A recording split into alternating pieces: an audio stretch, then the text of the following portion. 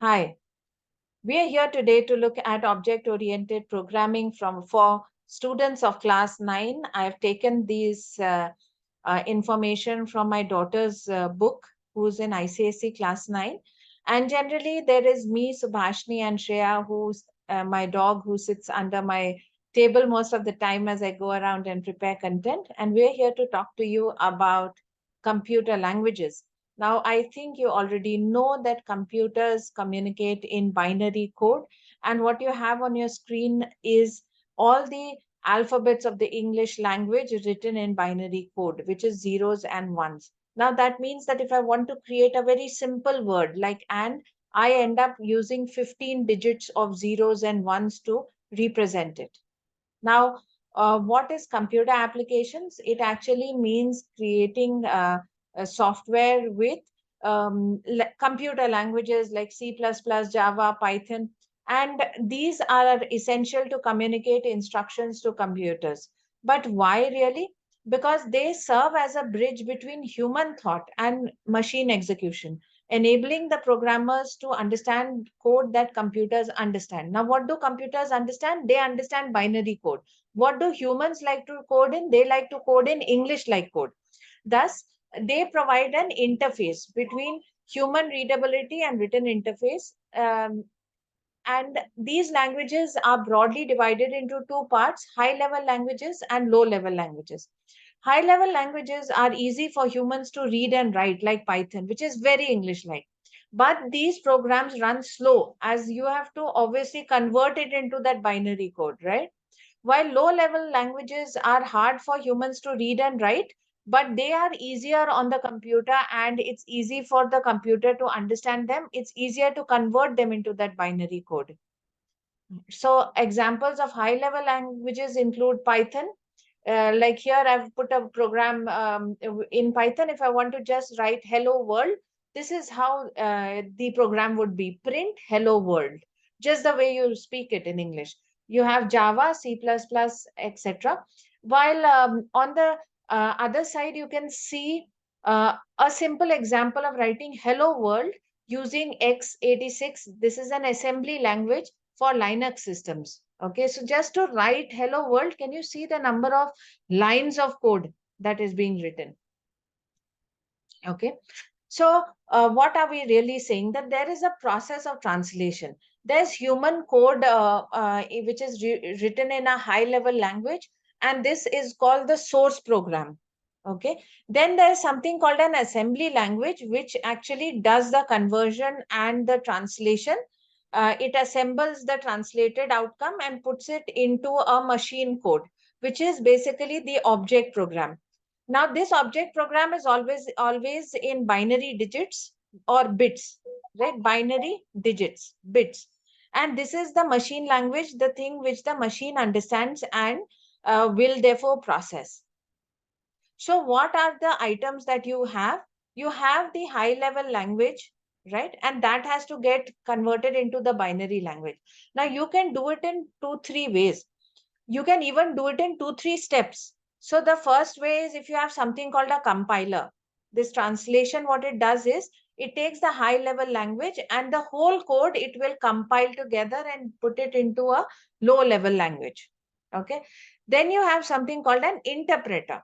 Now, this is actually what is called the assembly language that we spoke of in the earlier slide, right?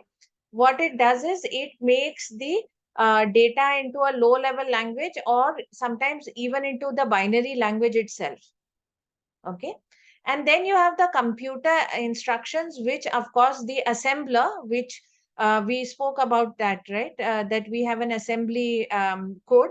So that would be sometimes a combination of a compiler and an interpreter to finally give you the binary code which your computer understands, right?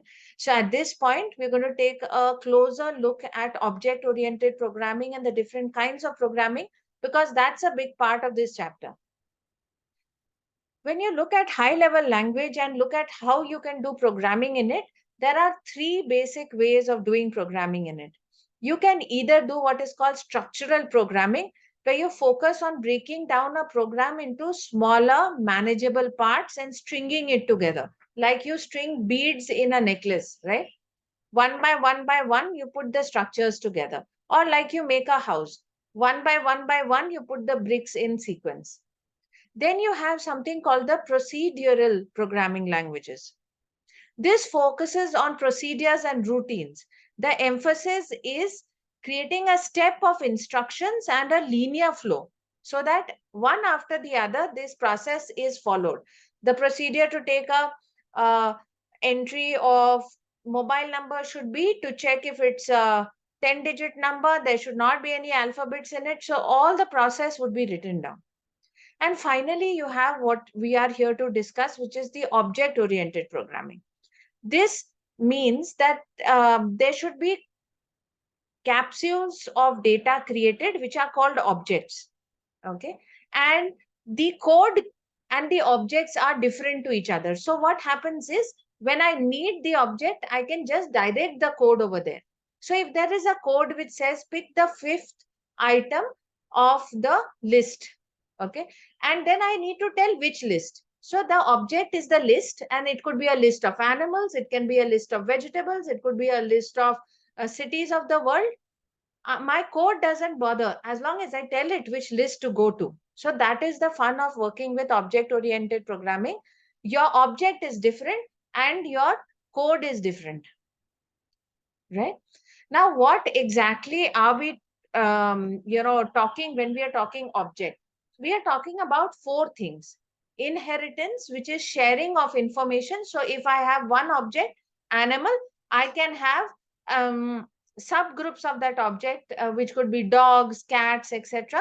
And there is a sharing of information. Like every animal would have certain sounds that they make. A dog would bark, a cat would mew, a lion would roar, and that's fine. You have encapsulation, which is a grouping of information, abstraction, hiding of information, and polymorphism, which is redefining of information.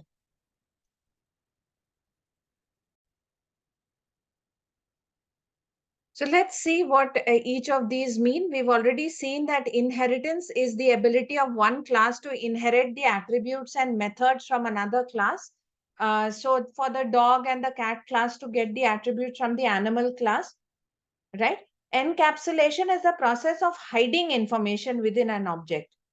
So this allows you to control the data usage and provide and prevent accidental modification of the data. Okay. So if you have a name of the candidate and then you have the date of birth and the age, etc., what you do is you put it into one table, and you may not allow everyone to have an access to this information. Another way to understand encapsulation is to think that you want all your dates to come in a certain format and get stored. Now that format you can keep hidden in a different set of code, which the front end developer doesn't need to know. As long as he or she refers to the date object, it will pick up those informations about how the object needs to look. Abstraction is the process when you only show relevant data and hide unnecessary details of an object. So like when you go to your Amazon account, you enter your user ID, password, and press login. And that's you cannot see how the data moves to the Amazon server and then fetches some information and comes back, right? So that is what is abstraction. Like you cannot really see the conversion of the code into a binary code. When you look at polymorphism, uh, it means to process objects differently based on their data type. Okay. So there is a method which is provided, and that is the way to look at that type of data. Okay. You will learn more as you go forward, but in a nutshell, the point is that in an object oriented programming, what you really want to do is to differentiate the object and the code, right? The code needs to go and hit the object, and that's it. Now, suppose, as I mentioned, you are making a code on making a quiz for animals. So you have a list called animals, right? If you make a list further of dogs, you can actually say whatever are the way that the list of animals is, the dog list will be similar with which, and it will inherit whatever the animal list has. You can also group information. You can make dictionaries where the person can in the front end only needs to go and look at say that that's the dictionary to use. He or she doesn't need to know what's inside that dictionary. There's a hiding of information and a redefining of information for the object. So you can fix an object and then do all of these with the object as you write code. I hope it's been easy for you to think of these, but object oriented programming are languages are the most important ones today. They allow multiple developers to work on the code without creating any disturbance in the code, because all the basic fundamental information is already pre-created and commonly created for everyone. So with this, I'll close this session and let's see what's up in the next recording.